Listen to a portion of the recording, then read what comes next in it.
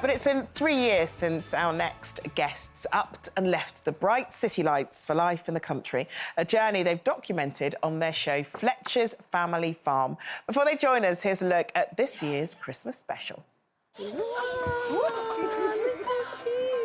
Oh, get that. Well done. Maximus! You're doing good. You want to lift from the bottom so that the milk comes. So this is cow's milk.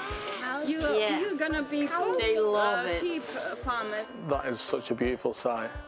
Lambing season this year is going to be so exciting. Is this your lamb? Are you feeding a lamb? Is that your lamb? Oh. Oh, please welcome Kelvin and Liz.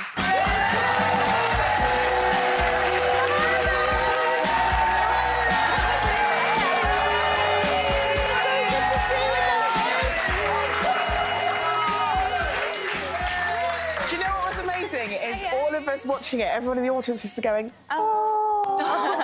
It's so cute. Are your kids always that cute on the farm? No. Our kids are just like...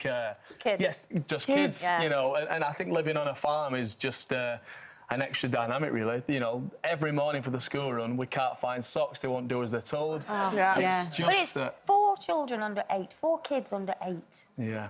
Why? I have a theory that you've got the farm so you can just run them all out and then they come home and then they just pass out in their beds. Yeah. Is that what happens? One slipped through the net, though, because it was twins. We wanted 3 and we got 4. So. But how do you... Seriously, I've just this year in the summer bought a small holding and I've got, you know, all kind of animals. But it's really full on. How do you do it? I mean, you've got a massive farm. You've got 4 kids under 8. How? I wish we got £1 every time somebody asked us that question.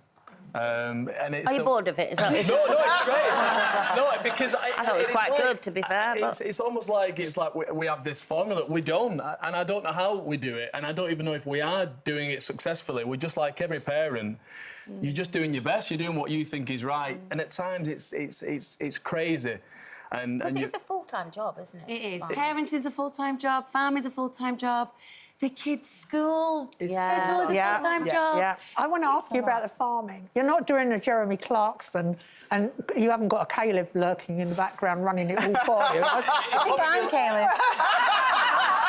I just want to clear that out. It might be a bit easier if we did, but we're not really at a size that would justify, you know, to have workers. We are the workers, you know. So you're the workforce. We're the workforce, and you've the learned kids how help you've as well. gone along. You've learned it as you've just gone along, haven't you? Because you didn't know any of this, did you, before the farm? No, yeah, we're absolutely beginners, you know, with no experience, no friends really who are in that kind of way. Proper townies, as we've said many times. So for us, it's been a bit Trial of a and error. whirlwind. Yeah. Trial and error, yeah. I mean, honestly, what was the real, like, defining moment where you said, yeah, that's it, we're leaving the town and we're going to have a farm?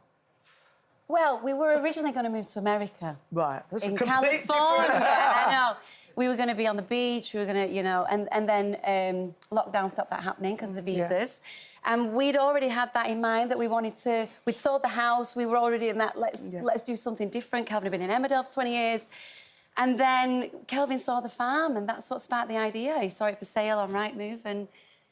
Wow. So you that's fell in where love the thought came from, yeah. OK, yeah, it's amazing. It really is. Yeah, I mean, you know, I'm a real city girl and I can't imagine giving that all up and hanging out in woolly boots on a farm. It's fabulous. I mean, because Colleen tries and sells it to me and I'm like, nah. Oh, it's the best. But how long did it take you to really get into the rhythm of being on the farm, or do you feel like you're still doing that?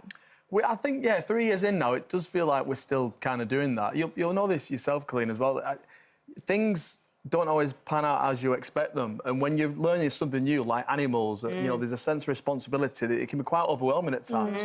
But there's a beauty, and it sounds a bit cliche, they're pockets of beauty that you just didn't anticipate, didn't expect, didn't realise, and that's just what continues to, you know, it might be the touch of an animal, it might be the scene, the, you know, seasons, the change, the colours, the smells, whatever it is. It's just to be around that, you know, that sense of nature, I think has just been amazing. And we didn't set out to farm, we didn't set out to have this life as farmers. It was just more of an idyllic life, you know, where we could maybe living off the land, just a bit of a slower pace. And what we've done by accident is end up being more busy, more chaos. Yeah. But, you know, we can't imagine a But life... it's nice chaos, isn't it? And Yeah. nice, busy and rewarding, really, really. Yeah, But it is a business at the end of the day, and you are rearing the cattle, the beef cattle, and they'll go to slaughter. Is that a tough?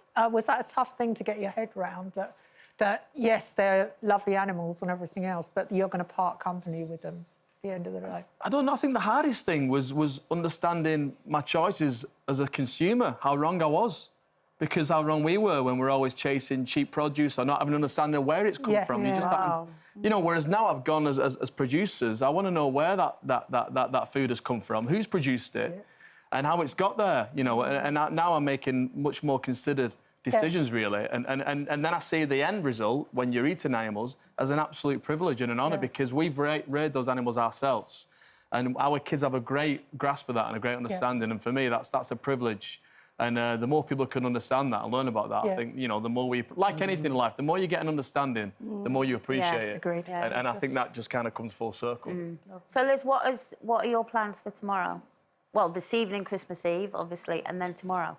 Well, our daughter's in a Christmas show, her first professional show. Wow. So we're the chaperones. So we'll go and watch her in the show, and then tomorrow it will just be a, you know, seeing to the animals. We're going to try and have a quiet one this year. So just you and the children? Just us and the children. We'll be outside. Our kids aren't good inside. They like to be outside all day. So whatever the weather, you can't get the wellies on quick enough. They're outside whether they've got one sock on or two. We'll just be outside and then come in for dinner. And I can imagine that food's going to be fresh and good. That's what I We'll come down in the morning and we ask the question that every parent... Has it been? Has it been? So, what can we look forward to in the Christmas special, then? Hopefully the Christmas special will just be a taste of what the current series has been like. It's us stepping into the unknown. We meet a fantastic Finnish family who have been farming for 11 generations. So that's a complete opposite to, obviously, we're newbies to this. We're able to see some reindeer there. I think it's just that winter feeling of you know, we're chasing the snow and just having a great time together, So really. Christmassy. And very, very Christmassy, yeah. And you should see these amount of layers we've got underneath all. I think it was minus 5. Honestly, a long time. cannot wait. Well, Fletcher's Family Farm at Christmas is on the 29th of December at 7 o'clock on ITV1. But say a huge thank you to these guys. You might just almost sold the idea of living on a farm to me. Just like slightly. No, you're not welcome now. Oh, whatever. No,